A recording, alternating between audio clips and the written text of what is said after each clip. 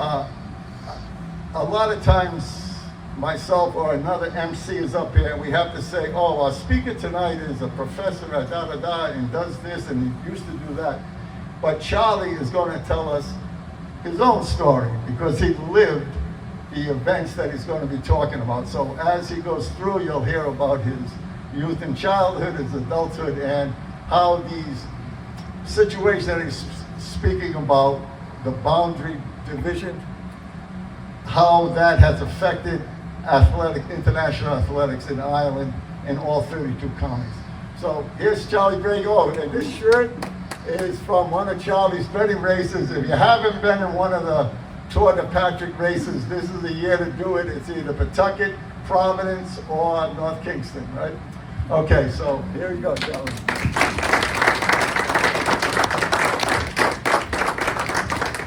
Okay, thank you, Jim. I appreciate the opportunity to tell you about this story.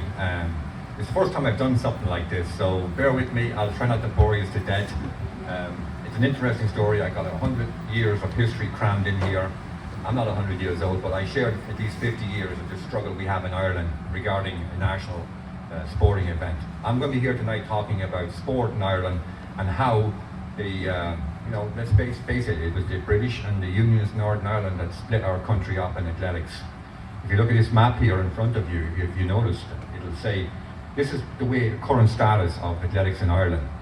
And I have to say up front, the Irish Federation that represents the Republic of Ireland, okay, and that's what it is. Here, if you look, they say it's Ireland, and up here it says Great Britain and Northern Ireland. And most people in Ireland believe that athletics is based on the island of Ireland. And it's not true. And as we go through and I show you the proof and all the documentation from the Irish government, from the World Federation of Athletics, from the Irish Federation themselves, you will see how the National Athletic Organisation was deceived, lied to, and made a bad decision by ending their federation, and were sold, as some people say, sold a pup in Ireland. Okay, so if you look at this here, the Northern Ireland is part of Great Britain. Okay, so I'm going to go back to the start here. I'm going to go back one slide. Okay, here's the problem. If you read that on the white section, it says Irish athletes are currently prevented from representing the island of Ireland. That's the key word here in this tonight. The island of Ireland is kind of something that both North and South can live with. They call it the island of Ireland. If you say Northern Ireland up in Northern Ireland, the Catholics don't like that. They call it the North. And down in the South, they like to say Ireland. But Ireland, as I go through tonight, you will see Ireland is not really Ireland as it should be. So over here on the green section, the IAAF is the World Federation of Athletics. I mean, that's running, track and field. You see running, track and field in the Olympic Games. Well, in the Olympics, and it's probably a good point to make now, but the Olympics is different than the federation that controls athletics in the world. The Olympics is all sports, whereas the IAAF, as they were known in the past, now they're World Athletics, because IAAF stood for International Amateur Athletic Association. Well, there is no such thing as amateur anymore. I know those kids now in Rhode Island, in high school, in athletics, getting paid a good salary just to wear a brand of shoe, okay? So, the point I'm trying to make here is that the IAAF rule, if you look at the part highlighted in yellow, the jurisdiction of members shall be limited to the political boundaries of the country or territory that they represent. So in other words, Ireland has a border, as we all know. It's recognized by international countries. So they cannot have a true Island of Ireland athletic representation, okay, until that rule is removed. That rule was put in 1934 specifically for Northern Ireland. In the World Federation, the whole world of athletics, it was done for Northern Ireland and implemented by a British politician and a British athlete / politician. And we'll get into that as we go through into this presentation. So there it is, a right mess, right? If you look at all this is all the federations since 1922. And I'll start off, if you look up here at the top, when the Irish Free State was created, the national federation was called the NACA, okay, right here in 1922. And they joined the Irish Athletic Association, the GAA, that's the Gaelic Athletic Association for Irish Football and Hurling. Most of you know what that is, I'm sure you've seen a clip of it now and then. And the Irish Cycling Association. And we're going to talk more about this later because this is key to the solution, and these guys have proven it. So in 1922 it was formed, and in 1924 the NACA was accepted into the IAAF. The IAAF, again, it's important to remember, that's the organisation like the NFL that controls all the football teams in this country. They control all the country members for athletics, track and field, cross country, all sorts of running. Now, the NACA competed as an Island of Ireland team in the 1924, the 28 and the 1932 Olympics. The 1932 Olympics was the most successful ever because Ireland won 2 gold medals in the same Olympics. Bob Tistel in the 400 hurdles, and the other one was Dr. Pat Callahan, who won in the hammer. Okay, so unfortunately around 1930, the Northern Ireland folks and Britain tried to lay claim to Northern Ireland. They wanted the IAF they had this concept of a boundary rule, and they were going to use that. They hatched that plan up in England and Northern Ireland to get control of Northern Ireland. So what happened then was the IAF said in 1932, we're not going to do it this year, we'll put it off until after the LA Olympics in America. I think it was 1932. So they shelved it, okay? And then after 1934, they did meet, and I think it was in Switzerland they met, and the English got their way. They were successfully able to implement the rule, and the NACA, I think it was, let's see, in 1935, the NACA, which is the National Athletic and Cycling Association, which I was a member all my life, okay, until it was dissolved in 1999. As you can see, in 1998, the Athletics Ireland was formed. But in 1935, the NACA had a vote on the ruling from the IAAF and decided they could go forget about it. They weren't going to give in to them. So after that, the NACA were banned from World Athletics. So all the top athletes in Ireland could not compete internationally, okay? And then that's the start of what I call the civil war in athletics in Ireland, because it was nasty. And you'll see as I go through, it wasn't just the English, but it was Irish turning on Irish, which really surprised me.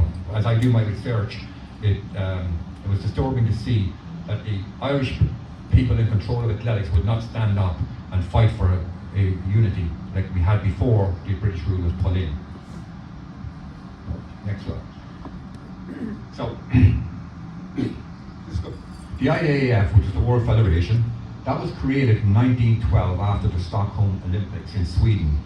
Now, as you can see here in the first paragraph, even back then the British athletics were trying to force their will upon the IAAF. They said, look, they were controlling the Olympics at the time, and they did not want anybody to do anything that would interfere with the Olympics, and that's the only way they would join. Well, Sweden gave in to them because England, British athletics was probably the most strongest in the world at the time, and they had track meets before everybody, and they were doing it for years. So they had a lot of influence. So from day one in 1912, they implemented their authority. Now, here's the two culprits, in my opinion. This gentleman, Lord Burgley, or whatever they call him, he was a piece of work, this guy. He was a political member of the Conservative and Unionist Party in England, and he is the one, along with this gentleman below him, Harold Abrahams. Anyone recognize the name Harold Abrahams? Chariots of Fire. You got it. Bang on. Chariots of Fire. Let me come back to that. This guy here, they did that. He was the English guy. Remember the English and Scottish guy? The Scottish guy wouldn't run on the Sabbath, so he ended up winning the gold medal because the other guy wouldn't run because of his beliefs. But he was Harold Abrahams was the legal advisor to the IAAF at the time of around 1930 when this all happened, and along with Lord Burgley from the Conservative and Unionist Party in England. They did not want, they wanted Northern Ireland and they wanted to separate it. So these are the two, in my opinion, these are the two men that collaborated with the people in Northern Ireland that wanted to get away from the Republic of Ireland. So, in all fairness, we have to explain two things triggered this this breakaway group in Northern Ireland to join England. The first part was they used to have track meets, and when they would have whippet racing, which was, I think it was dog racing and pony races, and they would have gambling at the track meets. Well, IAAF stands for International Amateur, that's the key word, amateur, no money involved. So they used that as an issue, and the NACA, which had control of athletics in the Republic of all of Ireland, they told the guys if they went ahead with the whippet meetings, and believe it or not, but the club was a Catholic club. It was Belfast Celtics, or Celtic, whatever you want to say it. They were the one putting the meet on, which were a nationalist club. But they have been doing it for years, and they were making money off it for their club, and whatever they were trying to do with the money. And the NACA told them, if you do it, you're going to be banned. So they ended up forming another organisation in Northern Ireland, because they were upset with the NACA trying to tell them what to do with their meat. And that was the first thing, but it wasn't the killer problem. The next problem came up was the tricolour. The Unionists did not want the tricolour, and you know, you can see why they didn't want it. That's not their beliefs, but unfortunately, the president of the NACA came up with a solution that they could use the provincial flag with the 4 provinces on it, the blue one with the 4 logos, and personally, I thought that might have been a solution, but unfortunately, some of the hardcore NACA guys, nationalists, especially from Cork, County Cork, any Cork people here? You're the ones that shot Collins, remember that? But anyway, they were not on for it, okay? And then the president backed off, and that's when the Unionists in Northern Ireland really got upset about the whole thing. And I think that's the trigger that caused them to contact our connections in the Unionist Party in England to get this boundary rule hatched up so they could get away from control of Dublin.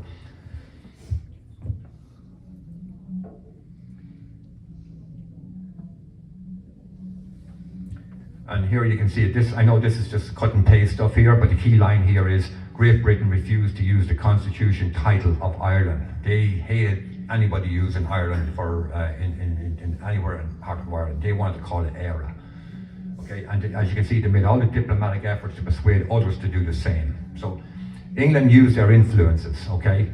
And remember, Sweden, as I know it, back then was also a Protestant country, very Protestant. So there was a lot in common. They probably used the Catholic and Protestant narrative to try and get their way.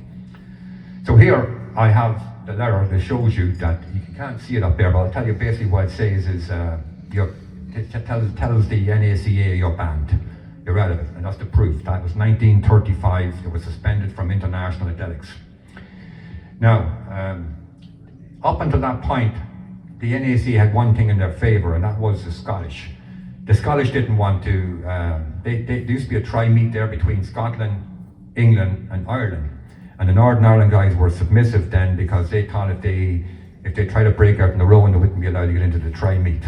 But in the end, the Scottish kind of sided with England. And once that happened, then the Northern Ireland people rose up and forced the issue and got their way.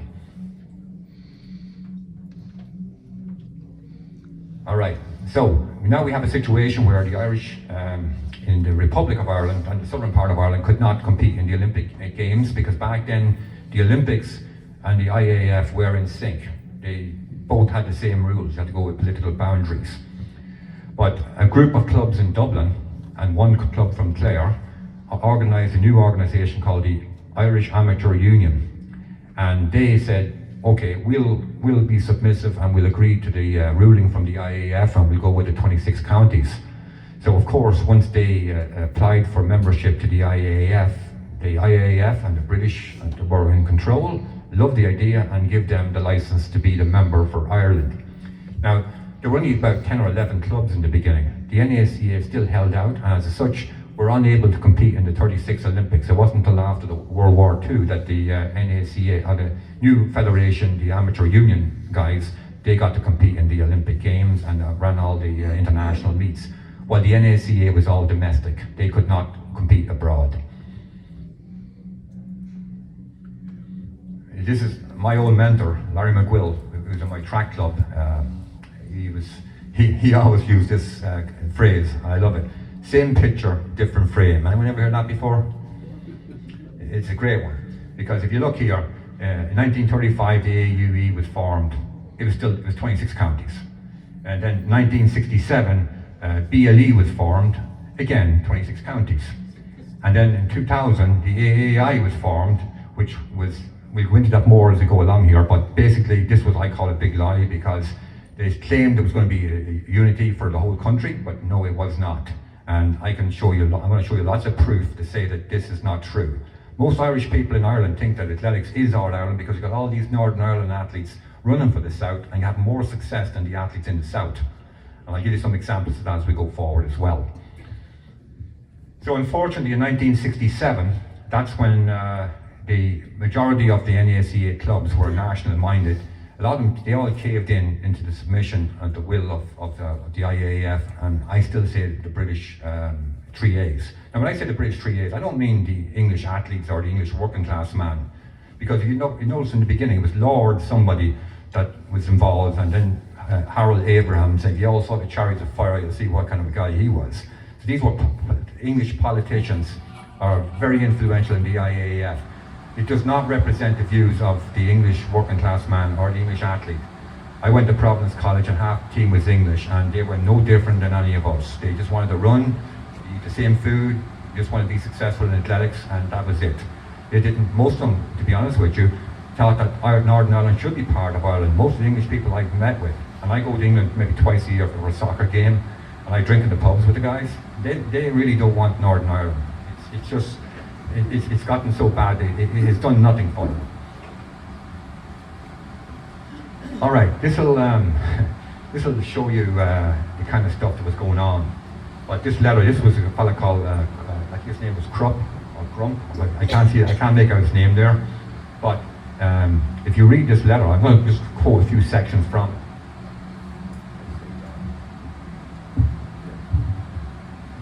Yeah. I have to tell you that the British, it has been reported to me that Mr. Avery Brundage has given permission for a joint team from Ireland to be entered into the Olympic Games. Okay, and this is, I think it was 1950s, yeah, 1956. I have to tell you that the British Amateur Athletic Board will protest most strongly if any of the athletes from Northern Ireland are included in any such joint team, and if the term Ireland is used in connection with the Olympic Games themselves.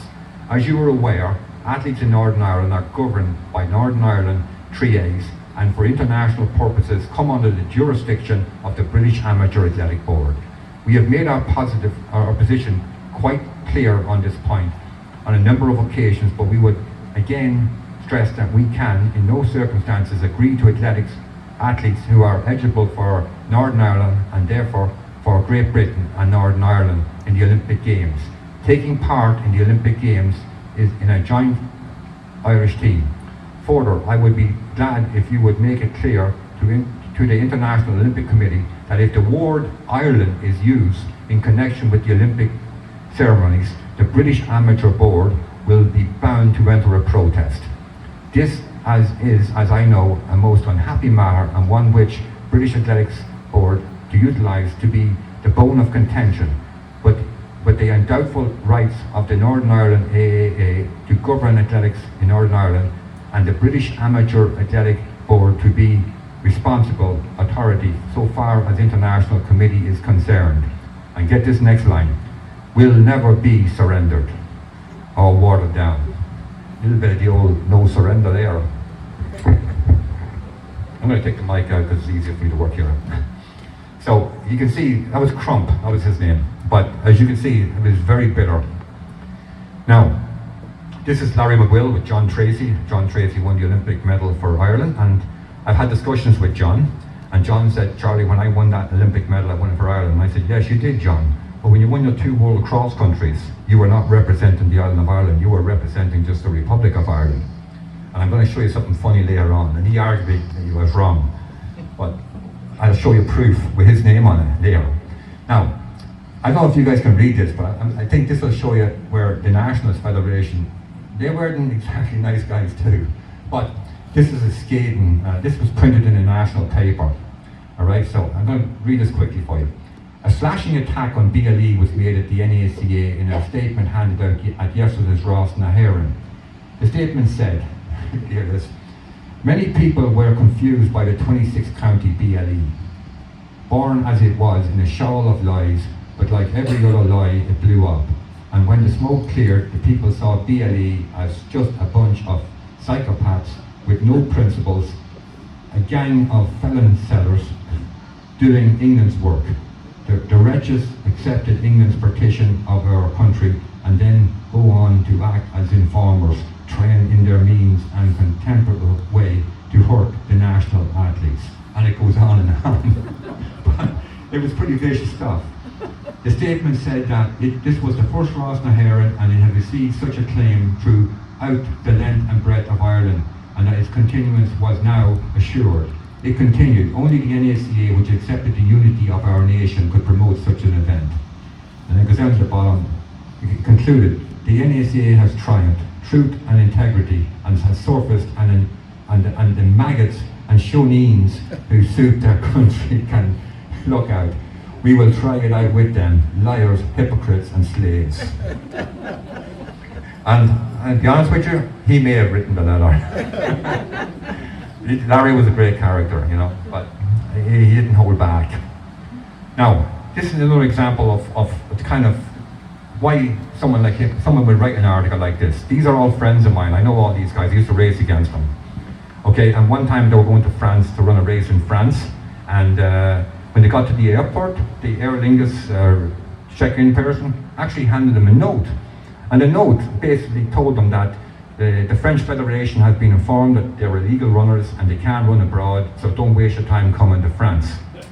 So the guys laughed at it, went to France and ran the race anyway, and there was no issue whatsoever. So somebody in the BLE, the Southern organisation, put this false statement together and actually give it to the people at the airport to try and intimidate the Irish athletes from going abroad to compete. Okay? Now, here's more examples. This one here, I don't know whether you guys can see it or not, but basically it was a letter from a fellow called Al Guy. And I'm going to insert some personal stories after I just tell you about this character. But he wrote a letter here, similar to what it was. The NACA, the National Federation, were going to host a race in Ireland, and they invited 3 or 4 countries to it. And they sent letters to all the federations that were publicised as coming, and basically telling them that the NACA was an illegal organisation, that you should not come and run with them because BLE was a Southern Federation that were the member for the World Federation. Don't waste your time coming. You won't be allowed. You will be banned if you come and run. And there's the French response. They actually turned up and ran the race, as did the Algerians and the Polish athletes. The Algerians, once someone got to them during the competition. There was 3 races, and halfway through the series, the Algerians disappeared. They must have got scared and found out someone got to them and scared them. The BLE, the Southern Federation, okay, Irishmen, okay, just like us, they got the IAAF to send this letter out. This letter went to all the member federations and the USA as well, okay.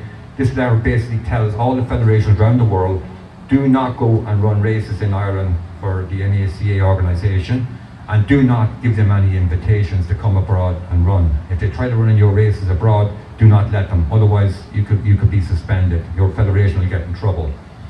So, pretty hard tactics. And all that, by the way, was initiated out of Dublin, okay? Now, on a personal note, when I was 17, I ran in the Irish schools race and finished in 3rd place. And the top 7 were supposed to go and represent Ireland in England for a schools international. And back then the schools actually was all of Ireland, because I ran with kids from Derry. The schools was not partitioned. It was all of Ireland for the schools. It was England, Ireland, Wales and Scotland. But the top 7 were supposed to go from the race I ran in. I finished 3rd, and yet I was omitted off the team. So the teachers I was with brought me to the race. First we ran the regional, then the Leinsters, and then which was provincial, and then the All-Irelands. So when they asked why was I not included, they told them he's overage. And so I went with the teachers back in with them, and we said, how is it possible? Because in Ireland it's 15 and under, and then it's 16 and 17, and then 18 and up. Well, I was only 16, and I was eligible the following year after. I said, how can I be ineligible? I ran the under 15 last year. And they said, you did? And I said, yeah. And they looked it up and saw I was finished third the year before as well. So then, these were all BLE officials. They were trying to bump me off the team, thinking that we'd be naive enough to go home and accept it. So after that, the teachers really lost their head with them. There was a big argument, and they got me back on the team. So I did get to run the race, but they did try to throw me off the team. The second time I had some trouble, I went to France to run a race, and I got there, and when I got there, the officials there, they showed me this telegram from BLE. I don't have a copy of it, this is like 40 years ago. So anyway, they showed me this telegram that said that I was an illegal athlete and that they were not allowed to let me run in their race, otherwise there'd be consequences. So I said, fair enough. I said, yeah, what they're saying is true. We are not a member of the IAAF. I said, what do you want to do? And they said, you run the race. And I said, what about the telegram? And the guy showed the telegram. This telegram? And I said, yeah. Oh, we got that tomorrow after the race. So I got to run the race. I thought that was brilliant, but anyway. Yeah, and then finally, this is the saddest part of my experience running. I ran for Providence College, and in 1980, I'd just gotten here. I'd given up my job in Ireland to move to run for Providence, and we ran the collegiate race. The NCA is over here as a standalone organisation. They don't give a damn about the IAAF. They run their own deal here. So we were always told in Ireland we couldn't get a scholarship unless we joined the other side, which was another lie because the NCAs are an independent organisation. And it was actually two BLE guys, two of this other side, that helped me get here, okay? So they weren't all bad. There were some good blokes there as well. So anyway, I got called into the coach's office, and I said to the coach, what's up? He said, well, we're going to go run the nationals down in Wichita, Kansas, and after that we were going to go up to Pocatello, Idaho. Pocatello in Idaho, I think it is. We're going to go there and run the US nationals under the US member for the IAAF. And the coach says, Charlie, I'm aware now that you're an illegal athlete and you can't run in any member races of the World Federation. And he said, we have to get you, I want you to run. Now I didn't have to, but the guy gave me a scholarship and I wanted to help the team out. So he got me on the phone with the Irish Federation. Actually it was Al Guy, the guy that signed this letter. And boy was he some, I can't say it here because we're on camera. But anyway, he got me on the phone and he started telling me that, you know, oh, you finally see the ways of your life, you're going to have to join a BLE club. And I said, I'll look into it when I get home. I had no intentions of doing it. As a matter of fact, I went home and I ran an NACA race and said, forget it, Al, I'm not interested. But the sad part of this story was, who told Coach Bob Amado that I was illegal? Because he hadn't a clue. He didn't give a damn about the World Federation. And my conclusion, afterwards when I thought about it, it had to be my teammates. So all teammates, I was the only NACA guy on the Providence College team. I was the first NACA guy to come over here and complete a scholarship. That was the first for our federation. But my teammates, who were BLE guys, they actually told the coach about my situation, you know, which I thought was, I was a little disappointed with that one. But I never confronted them with it, but I'll tell you right now, that was my suspicion back then. Then the final thing that I want to go over with, this is actually a compliment to some of the British people. I was involved in organising the biggest cross-country race in Ireland at the time. It's called Ross na HÉireann. And my friend that wrote that scurious letter I read you earlier, he asked me to help him. So I did. So we did a business proposal. We raised about $50,000 for the first big race. And I, with my connections from running road races and, you know, all over America and Europe, I had the connections to help recruit some of the best athletes in the world. So we ended up with about 30 international athletes from about 7 or 8 countries. But leading up to this, I met with the BLE people to make sure this would go smooth. And what they did to me was they told me that I would have to apply for an international permit. There was no such thing at the time. They actually invented this international permit just for us. So then I met with them in 1996 at the Atlantic Olympic Games. I went in there and met with the president, the international secretary, and another former president. And the crap they gave me was unbelievable, but I played along with them. So they told me then that, okay, every athlete that I was going to bring from every country, I would have to give the international secretary the name. He would then turn around and get permission for them to run in Ireland. You ever hear such BS, you know? So I said, okay, I'll do that for you. So I give him all the names as I got them, and weeks in advance. And then 2 days before the event, when all those athletes were in Ireland, ready to run, looking forward to it, this international secretary, his name was Christy Wall, he's deceased now, I don't wish that on him. I always wish that Christy was on our side because he was a fierce fighter and he was very close friends with Bertie Ahern, our former Prime Minister.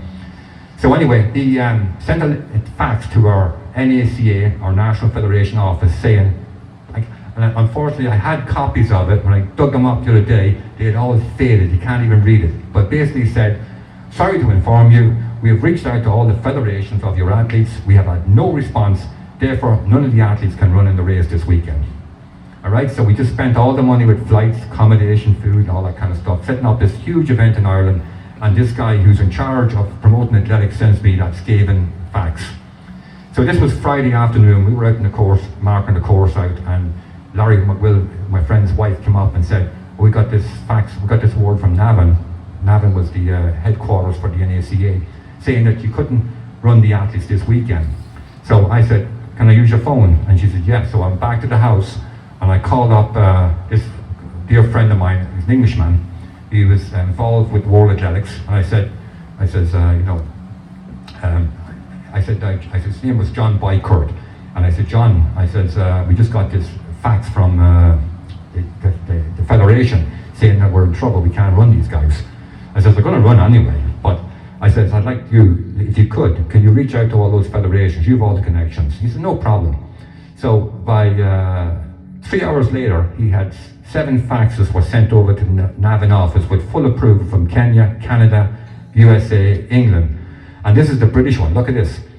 This is to John Bykert, right? And it's saying, look, the British Athletic Federation hereby authorised the following athletes permission to compete in the cross-country Ross na HÉireann on January 21st. So there's the English teams. This guy won these are all top athletes. Eamon Martin won the Chicago Marathon twice. Dave Lewis won the British National Cross Country. Gary Staines was a 2-time Olympian, and John Solly was the Commonwealth's 10,000 metre champion. These were all world-class athletes. So the British, who, I have to give them credit for that. They did a good job. And then this guy, John Bykert, wrote a letter to the Louth County Council board. And I don't know if I can make this bigger, but basically the letter, it's a scathing letter, attack on the BLE, which was a federation in the south. So John really supported us, and the athletes all ran the race, and he basically said in the email that what Christy Wall was doing, he said, was libel to the British Federation. He said that he had contacted all the federations and that they had said that they had no correspondence from Christy Wall and the federation in the south of Ireland. So in the letter, he pretty much calls them liars, okay, which was the truth, because it was a whole sell-up. It was a sabotage event by the BLE. Let us spend all the money, get all the athletes in there, and then try and intimidate us not to let them run. Well, he should have known better, because we were going to let them run anyway. It didn't matter. So that just shows you the extremes they would go to. All right, so now we start on the solution to try and unite Irish athletics. Well, in 1998, I think it was 1998, this agreement, Memorandum of Understanding, related to the Agreement of Athletic Association of Ireland. And this was to bring the two federations together. And the only reason that they were talking about coming together was because the Minister of Sport in Ireland said he was no longer going to finance grants and to give money to two federations. Either get your act together and join forces, or there'll be no more money. And we all know what money does to people. So they sat down and worked out an agreement. Now the agreement that they wrote out, it sounded good on paper, okay? And again, this is only a memorandum of understanding, and these are all the points. And if I get to the next screen, this was all embedded. This is cut and paste right from the agreement.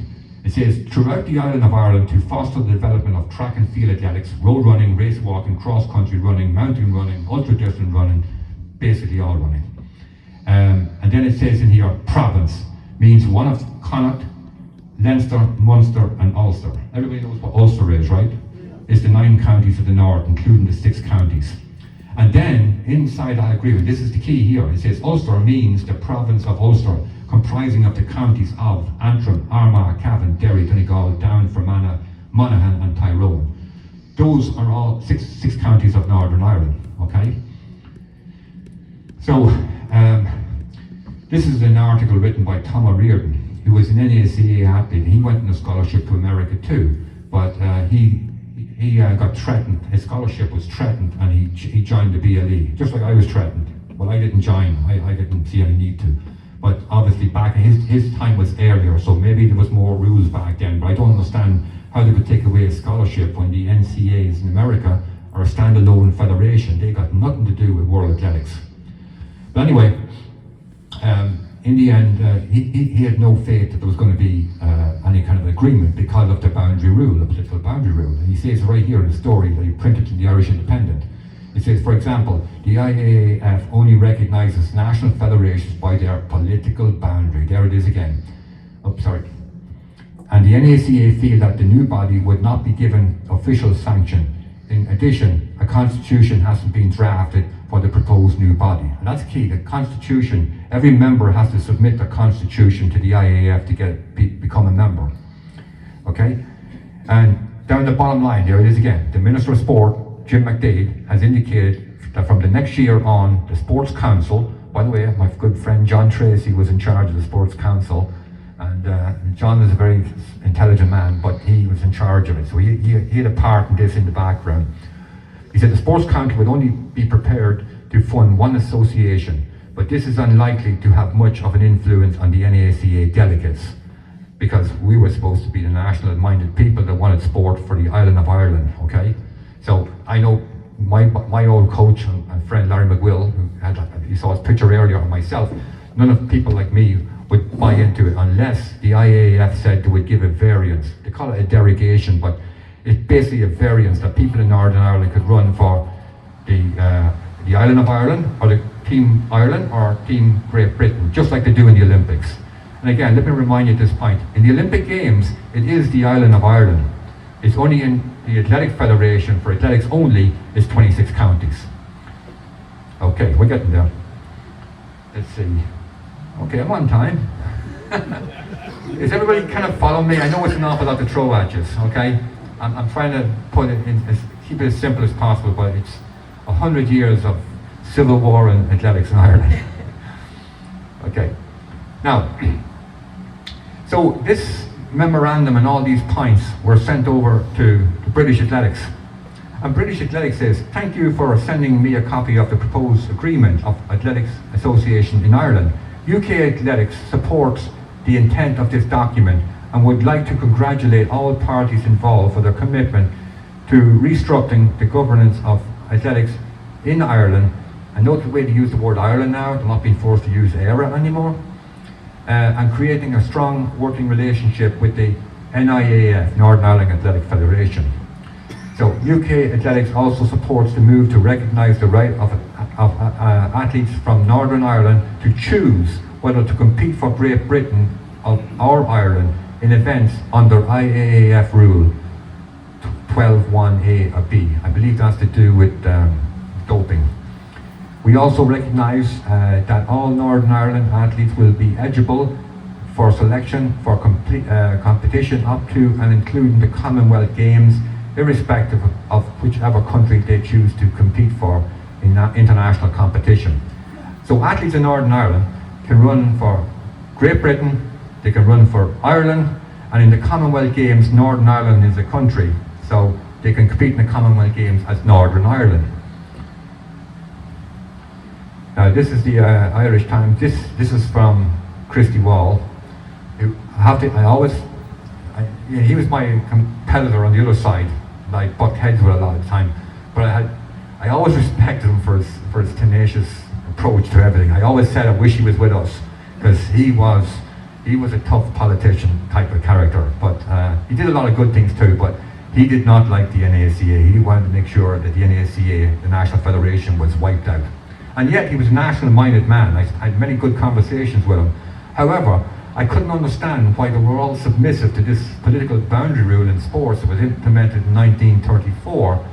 If something is implemented in 1934, then surely it can be reversed, like many things are later in life when things change in the world of sport.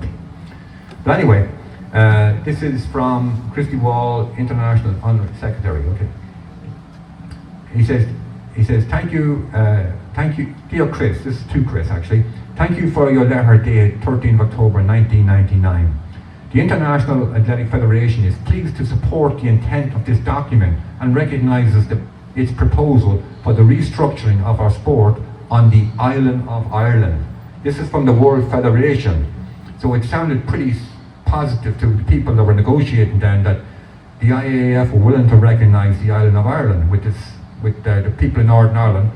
We all know by now, with the Good Friday Agreement had just come in at this time, Northern Ireland people could have an Irish passport and they could have a British passport. So there were Irish citizens in Northern Ireland and there were British citizens. They could be both.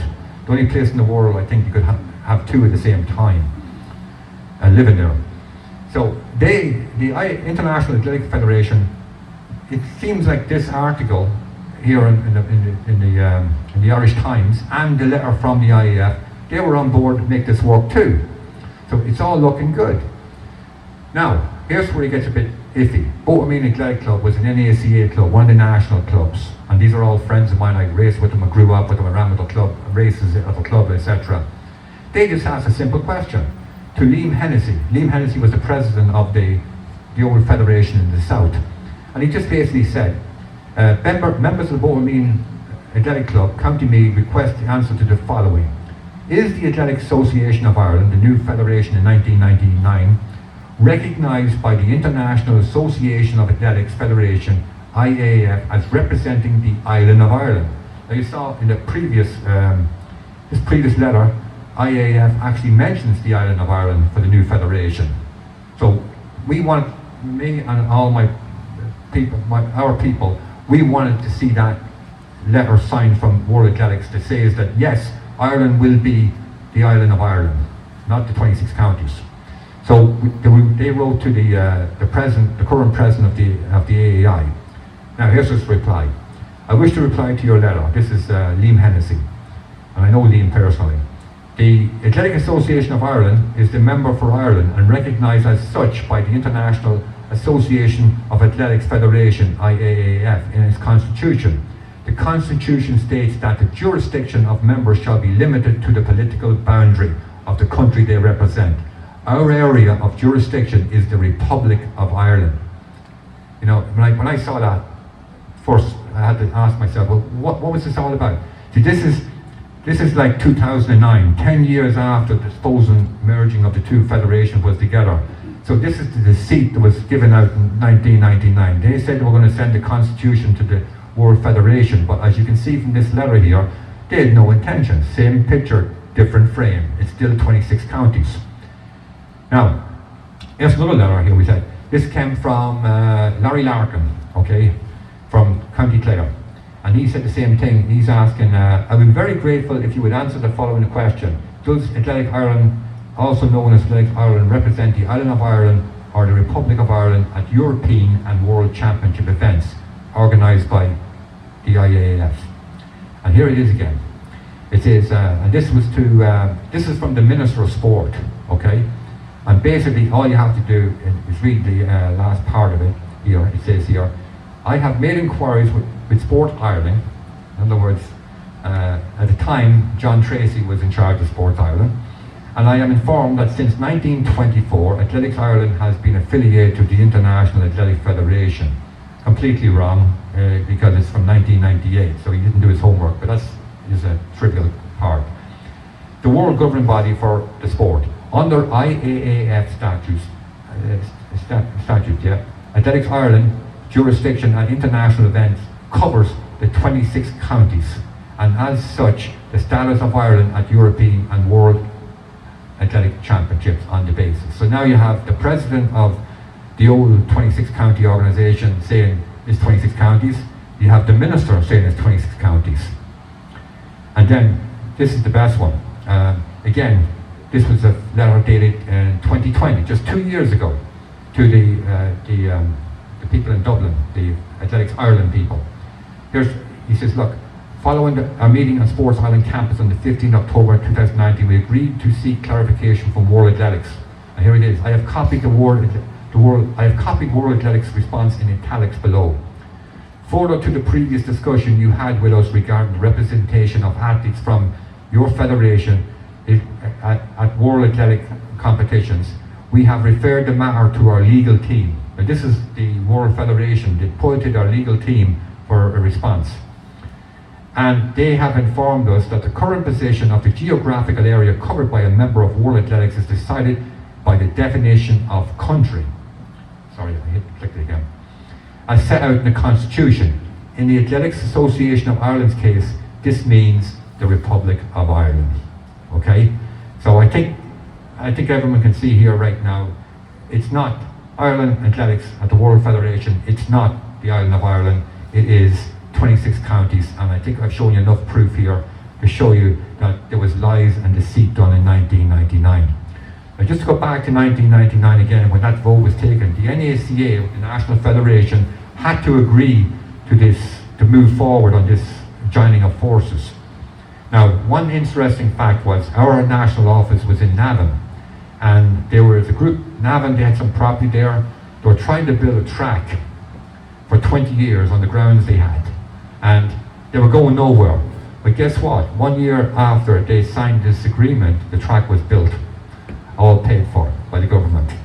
So a lot of us in the NACA think that people in Navan office sold us out because they got the track. Where did they get all the money? Back then, getting $500,000 in Ireland was not easy. So most of us believe that they forced a decision to get the new merger done, regardless of what the principles were. So that scurrious piece in the paper was right. You can remember what it said, you know. Anyway, let's keep going here. So this is an interesting point. List of all Irish sporting organisations. Here's all the sporting organisations in Ireland that represent the island of Ireland. As far as I know, it's just soccer and athletics that does not represent the entire island of Ireland with the world federations. And here's the funny part, look at number 32, cricket. Cricket is based on a Northern Ireland body. So if they can do it for cricket, why can't they do it for athletics? Now, these are all pictures of Northern Ireland athletes. Ciara Megan, I believe she won the World Championship. She's from Portaferry, County Down. Nick Griggs, okay, he's from Tyrone. And this young man actually grew up in a Protestant background. And there he is, waving a tricolour, no problem whatsoever, Ireland written on his chest. But these four athletes, waving a tricolour at the Olympic Games, etc. And where they live is not represented by the federation that they run for. And with the Good Friday Agreement, you know, that they can be citizens of Ireland and decide to run for Britain or run for Ireland. These are the people I feel are being discriminated against. Okay, they are told that they can run for Ireland, but Ireland is still missing Northern Ireland for representation. So these people, we believe, are being discriminated against, are not getting the same rights as the other people running for Ireland in the Olympic Games, not the Olympic Games, but the World Federation. Olympic Games, yes, they are covered. But Nick Griggs, he finished second in the European cross country under 23 just about 2 or 3 weeks ago. She won the European or the World Champion. She's in the 1500. But yet, it's like say this: you're representing America. You live in Rhode Island, but when America goes to a certain event in, say, Africa or Europe, Rhode Island is not included. But you're running for America, but for some reason your territory is excluded from representation. And that's the final thing we're trying to fix in Ireland right now. A group of us called Friends of Irish Athletics. Here we have, this is an interesting letter. This is to do with gymnastics. There was a few years ago, not too long ago, I think it was 2022, yeah. In 2022, Northern Ireland gymnasts wanted to compete for Northern Ireland in the Commonwealth Games. But because they had competed for Ireland in the World Championships of Gymnastics, which I believe is a 32 county, the gymnastics is a 32 county. The Commonwealth Games is a competition for all the Commonwealth countries. Okay, Northern Ireland was in as its own country, so Northern Ireland athletes can compete for Team Great Britain or Team Ireland, but in the Commonwealth Games they can compete for Northern Ireland. Well, in here, what happened was the World Federation told these athletes that if you compete for Northern Ireland after competing for the island of Ireland, you will be banned in World Federation competitions for gymnastics. So this is the first time I really saw a good use of the Good Friday Agreement. The House in Stormont in Northern Ireland, all the politicians, all of them, both sides of the fence, signed this letter. And they quote with the Good Friday Agreement, okay? And because this letter was sent to the World Federation of Gymnastics, gymnastics caved in and acknowledged the Good Friday Agreement and told the Northern Ireland athletes, you can compete for the Commonwealth Games and you will not be banned from the world of gymnastics. So that was an example of a World Federation doing the right thing. They dropped the nonsense about the political boundary rule because of the Northern Ireland situation. We're getting close to the end here. Okay. Another example, if you remember in the very beginning, I told you the NACA stood for National Athletic and Cycling Association. Well, cycling had the same problems as athletics. In 1947, the World Governing Sport of Cycling, the Union Cyclists International, UCI, decreed that the NACA should confine its area to the jurisdiction of the 26 counties of what was to shortly become, in April 1949, the Republic of Ireland. The NCA refused and as a result were expelled from UCI, just like athletics, right?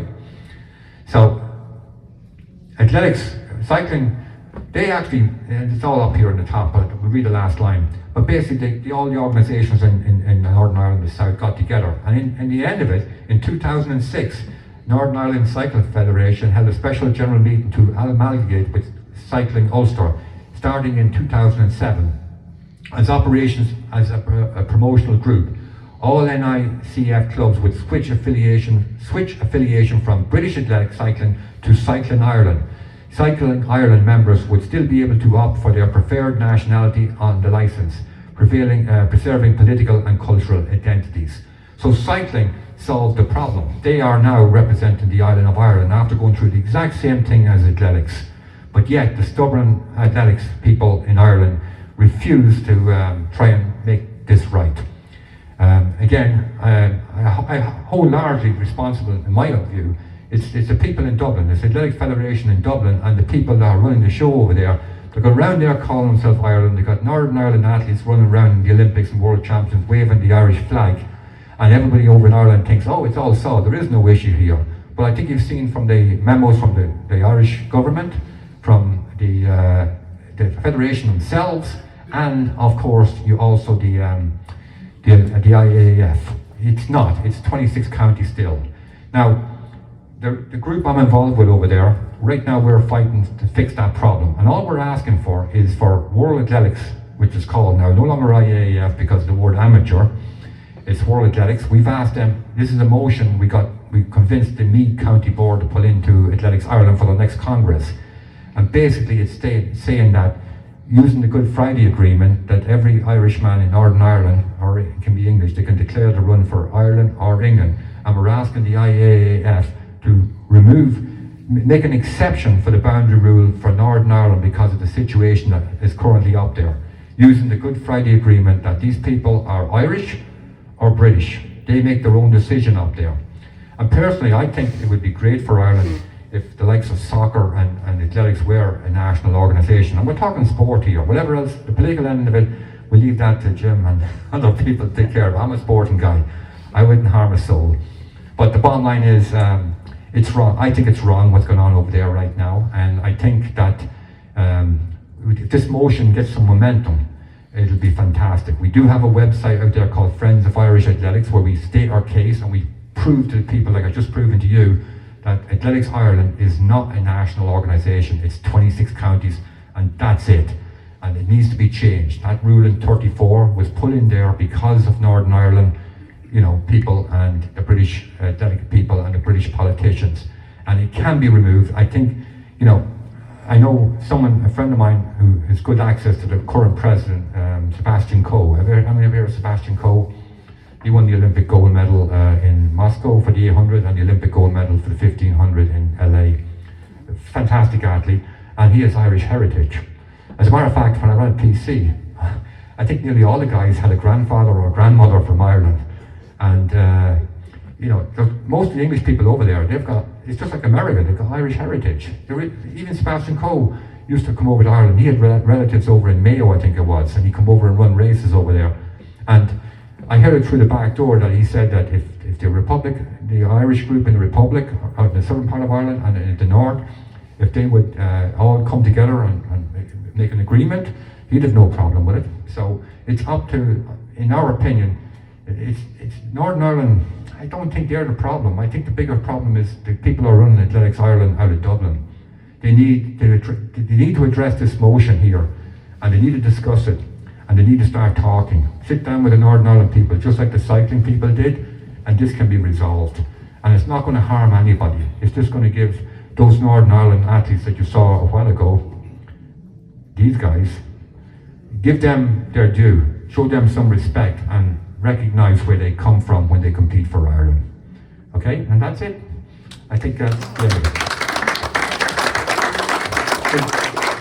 Did I get my point across here? I don't know if has anybody got any questions? All right, what's your question? Well, first is a comment and second is a question.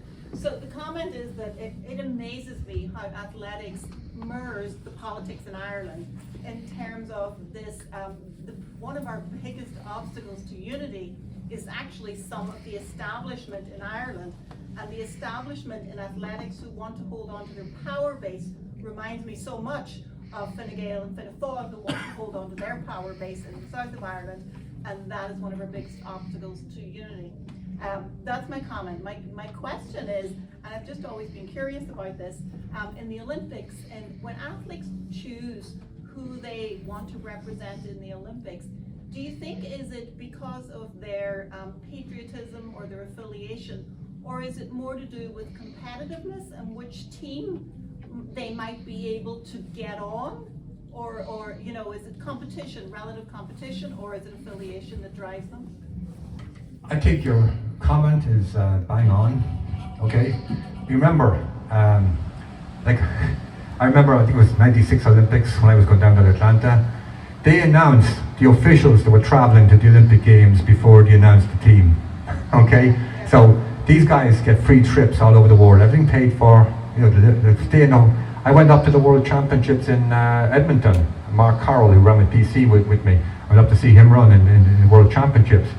And after the race, when he finished his race and we went out, we had a few too many.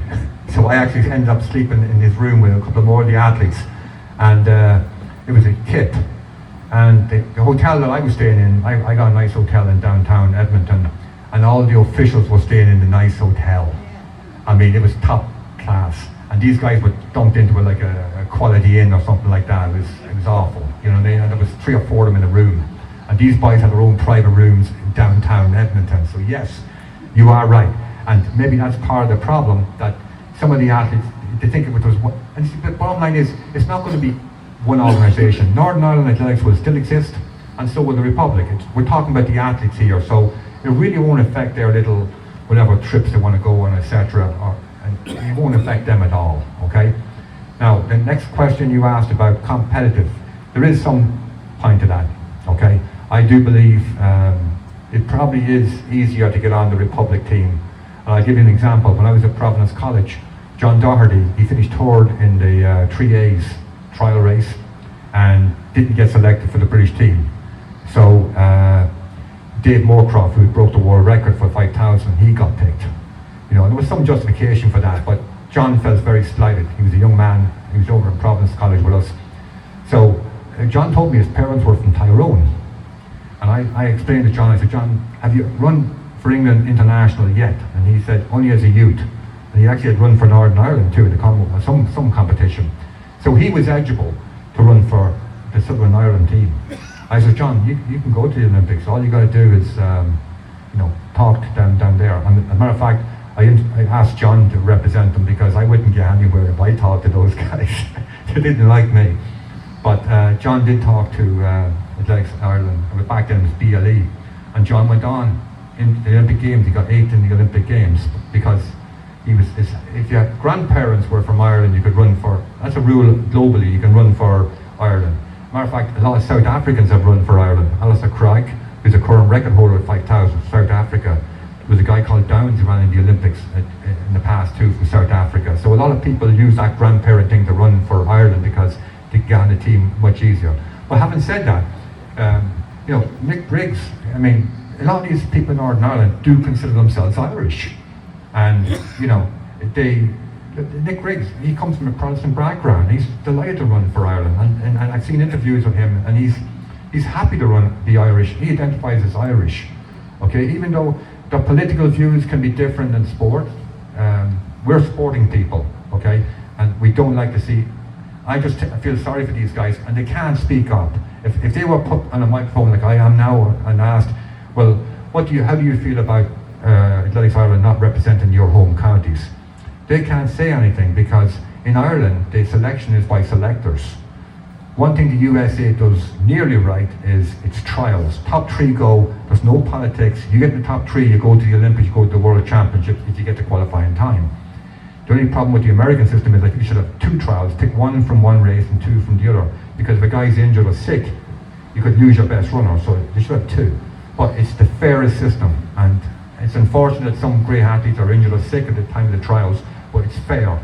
The worst thing you can do is put the selectors into the equation because there's favouritism, and if you're in Dublin, you probably have more access, you know the guy personally, as the guy down the country or the guy up in Derry or Donegal, wouldn't know him as well, you know, so I hope that I agree with you on both points, but regarding the athletes,